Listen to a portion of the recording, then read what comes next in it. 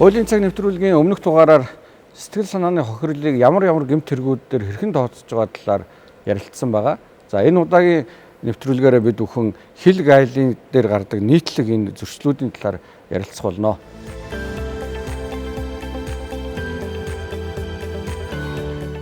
Хил гайл дээрх нөхцөл байдал ямар хөө байна?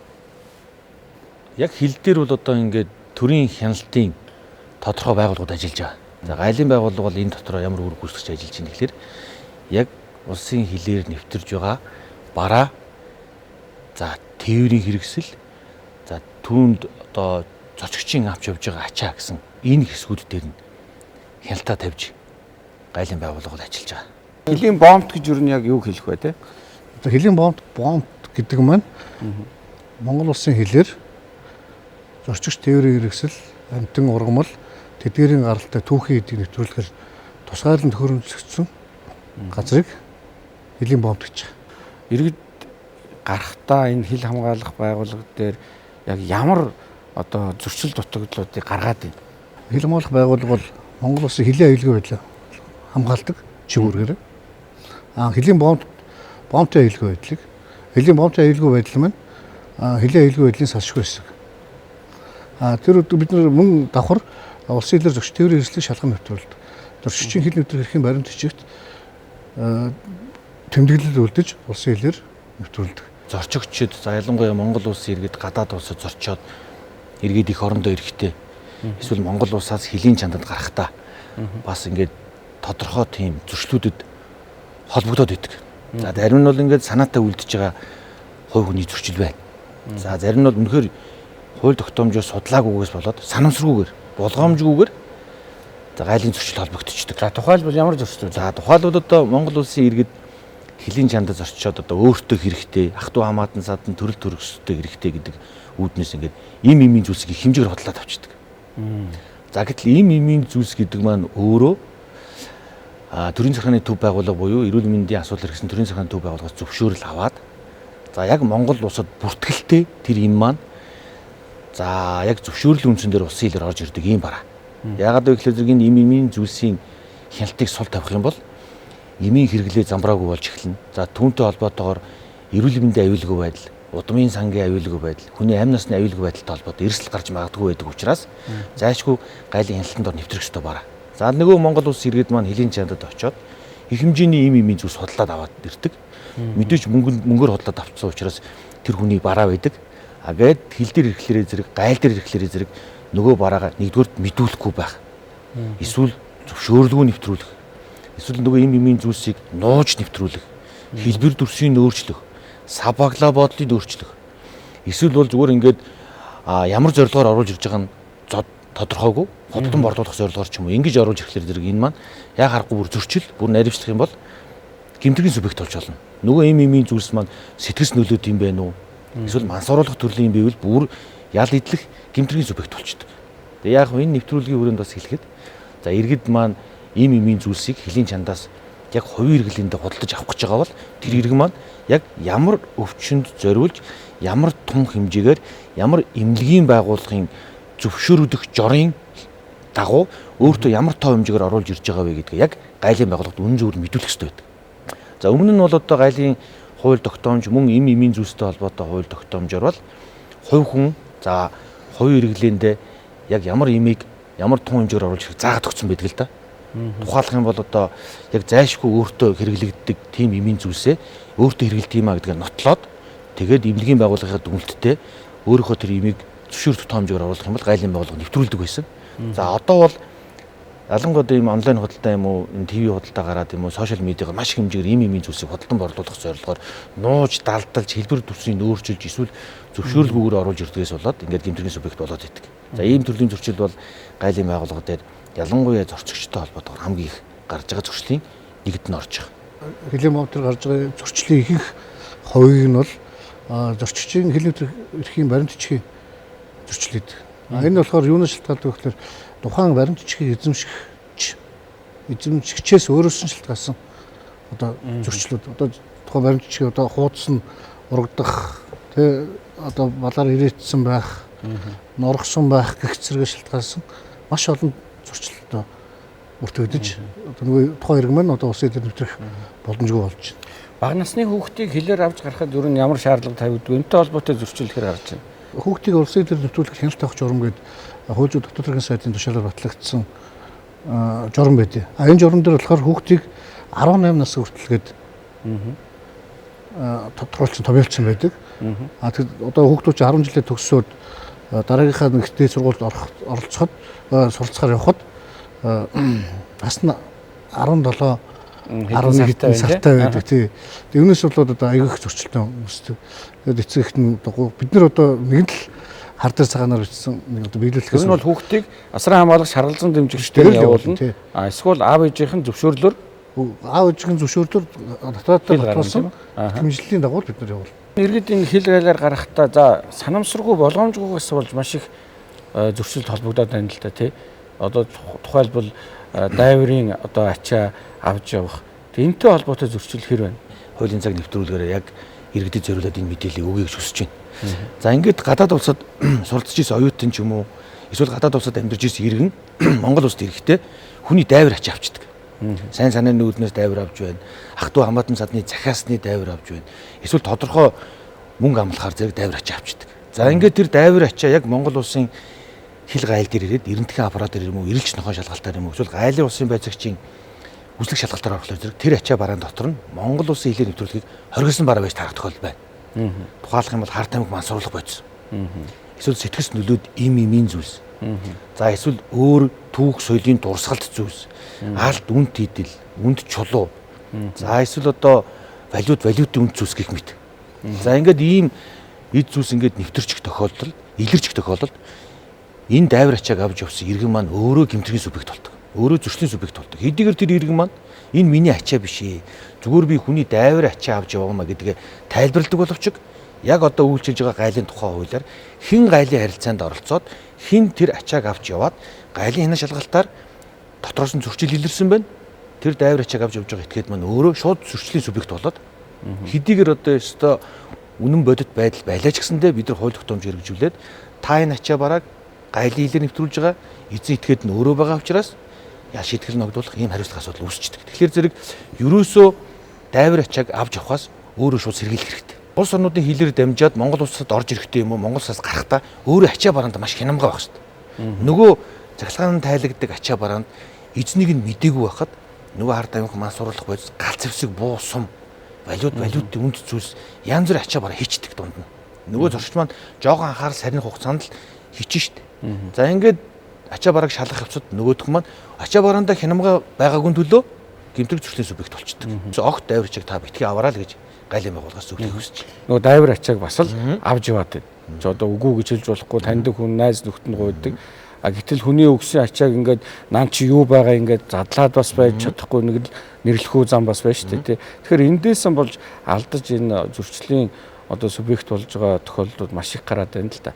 Тэгэхээр ер нь яг хориглосон ялангуяа Монголоос гарч байгаа энэ хориглосон бараанууд бас юу байна? Энийг бас иргэдэд та бүхэн маань хэлж өгөө. Саяхан энэ хил гайлын шалгалтаар их хэмжээний валют те за мөн алт ингээ гарч байгааг манай хил гайлын байгууллагын илрүүллээ гэдэг ийм мэдээллүүд явж байна. Улсын хурлын 05 дугаар тогтоол гэж байна. За дээр нь засгийн газрын 47 дугаар тогтоол гэж байна. За энэ тогтоолууд дээр яг улсын хилийн нэвтрүүлгийг хоригдсон бараг жагсаацсан байдаг. Тэгэхээр энэ жагсаалт бол иргэд маань орж үзэх хэрэгтэй. Тэгэхээр хамгийн ихний байдлаар иргэн өөрөө авч явж болохгүй. Одоо зарим бараг би дурдж хэлээ л да. За одоо тухайлах юм бол иргэн одоо Монгол улсаас гарахтаа ч Монгол улсад орж ирэхдээ дахин боловсруулалт шаардлагадаг. Махан бүтээгдэхүүн хэрэгтэй. Дахин боловсруулалт шаардлагадаг. Махан бүтээгдэхүүн гадаад улс руу гээд аваа гарч идэг. Энэ маань Монгол улс дээр саатуулагдана. Хилийн чандад очоод цаад улсынхаа гайл дээр саатуулагдана. За нөгөө дахин боловсруулалт шаардлагатаас гадна байгалийн ургамлууд. За нөгөө байгалийн ургамлууд чинь хүмүүс ч өөртөө ингээд аваа явчихдаг. Эсвэл түүх соёлын дурсгалт зүйлс. За эсвэл одоо олон улсын сайдсын хэлцэр гэж байдаг л да. Энэ сайдсын хэлцэр гэдэг маань үндсэндээ дотроо юм 3 англи л да. Нэн ховор, элбэг гэсэн тийм тархацыг нь заасан амьтан ургамлын жагсаалт байдаг. Энэ сайдсын хэлцэр дээр заасан амьтан ургамлал тэдгэрийн эд эрхтэн эвэр төрөг бас авч явж хагаад хил гайл дээр саатуулдаг дандаа л зөрчлийн субъект бол энэ ерөөсөө. Тэгэхээр ерөөсөө одоо тухайлах юм бол Монгол улсаас дэлгүүрээс худалдаж авсан одоо чоны арьс юм уу, ирвэс арьс судлаад авчдаг.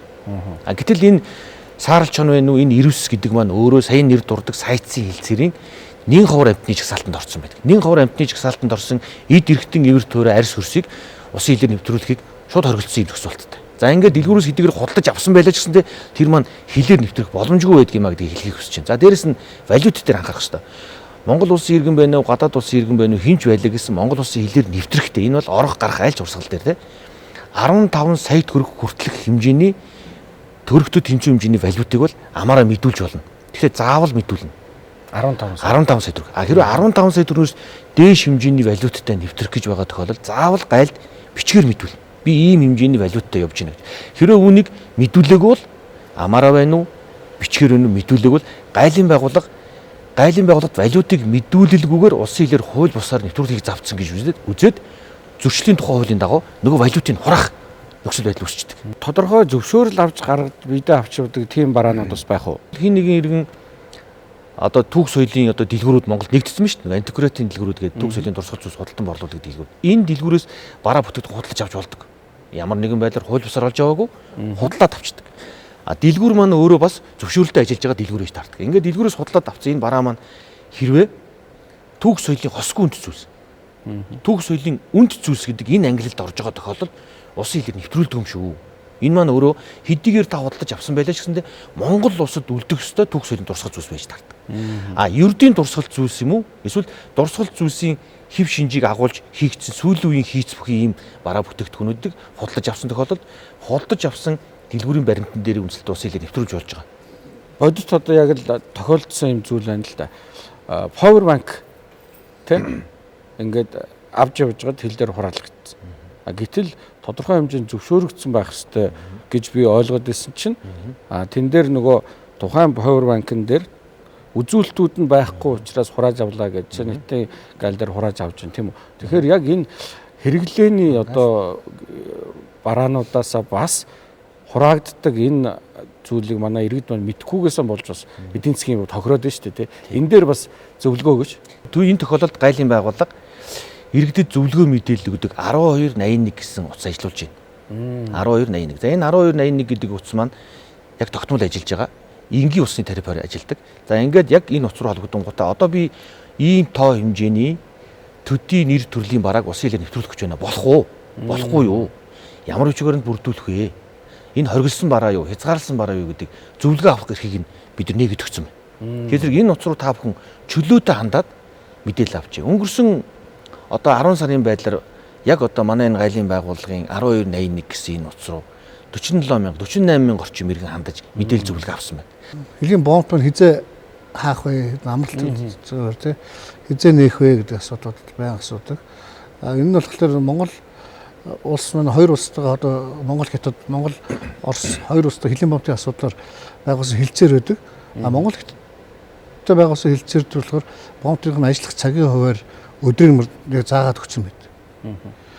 Тэр нь болохоор Монгол улс одоо нэг амархан хуваар нь болохоор тодорхой Монголын улсын нийтээр тэмдэглэх баярын мөртөд хуулийн заасан өдрүүд удаан календарт удаан шинжилсэн өдрүүд амарна. Хилийн бүрийн төлөөлөгчийн шугамар тохиролцооны үндсэн дээр одоо амрах асуудал тохиролцдог. Бомбтууд бол өөр цагийн хуваараар ажилладаг. Тий.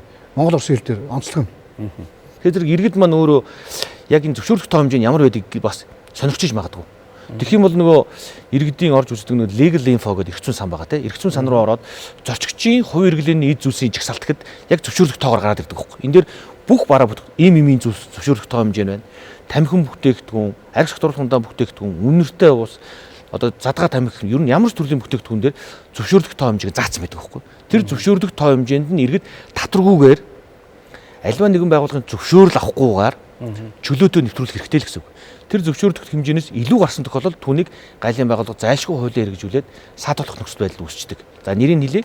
Зорчигчийн хувь эрхлээний эд зүйлсийн жагсаалт гэд хайхад гарч ирэх боломжтой байна тийм. Олон улсын одоо стандартад хэр нийцсэн одоо Монгол баримтж байгаа саяын бараа материалын одоо хязгаарлах хэмжээ олон улсад бас адилхан байна уу эсвэл арай өөр байгаа юу? Гайлын бүрдүүл хотын гормыг хялбарчлах, уялдуулах тухай олон улсын конвенцийн өрөнд хийгдсэн байдаг байхгүй. Энэ олон улсын конвенц маань тэр 180 эдэн улсын оронд адилхан үйлчилж байгаа. Тэгэхээр зэрэг энэ зөвшөөрлөх тоо хэмжээ маань бусад улс орны хэмжээнд яг ойролцоо тоо хэмжээгээр байдаг. Тэгэхээр зэрэг Монгол улсад мөрдөж байгаа тоо хэмжээний бараа бүтээгдэхүүн бусад улс орны хэмжээнд ер нь ойролцоо тоо хэмжээгээр байдаг. Тэрнээс хит бага хит өндөр байдгүй л гэж ингэж ойлгох хэрэгтэй. За хил хамгаалах байгууллага нь хилийн аюулгүй байдалтай холбоотой. За гайлын байгууллага бол бүх бараа тээврийн хэрэгсэлтэй холбоотой ялтыг хэрэгжүүлж байгаа. Тэгэхээр зэрэг одоо таны асуугаад байгаа асуулт маань нөгөө хэдийгээр овор хэмжээ багтай байлаа ч гэсэндээ бараа гэдэг тэр ойлголтод орчиж байгаа байхгүй юу? Ерөөсө бараа гэдэг маань усын хилээр нэвтэрж байгаа бүх төрлийн бараа эзүүлгийг л ойлгож байгаа. Хил гайл дээр гарч байгаа энэ нийтлэг тулгамдсан асуудлууд дээр энэ иргэд аж ахуйн нэгж байгууллагуудаар та бүхэн өөр өөрсдийнхөө зөвлөгөөг өгөөч. Би нэг хоёрхан доод дуртах юм. Гайлын байгууллага 2024 онд биш үү? 2538 зөрчил илрүүлээд үүнд 3.8 тэрбум төгрөгийн торгуул ногдуулж байна. Бүтэн жилийн хэмжээ. Гэтэл энэ оны 2025 оны дөнгөж 10 сарын байдлаар ихэд 3111 зөрчил илрүүлээд өөрөөр хэлбэл он дуусаагүй хот өнгөрсөн жилийн зөрчлөөс 600 илүү зөрчил илрүүлээд түүнд ногдуулсан торгуулийн дүн 4.7 тэрбум төгрөг болчихж байгаа. Эндээс харах юм бол ихэвчлэн аж ахуйн нэгж байгууллага дандаа болгоомжгүйгээс болоод дийлэнх зөрчил холбогдоод.